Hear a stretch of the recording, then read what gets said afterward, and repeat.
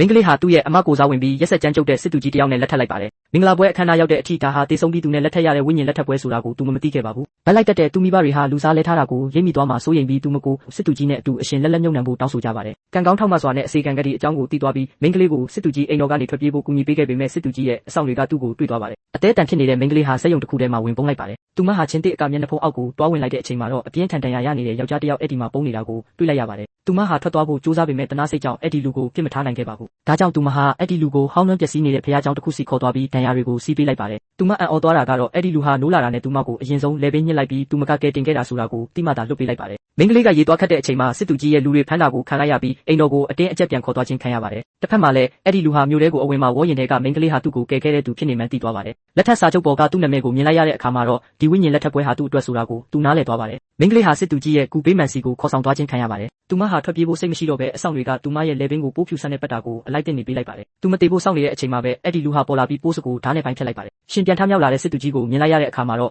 အဆောင်တွေဟာကြောက်လန့်တကြားနဲ့အရက်မျက်နှာအနှံ့ကိုထွက်ပြေးသွားကြပါတော့တယ်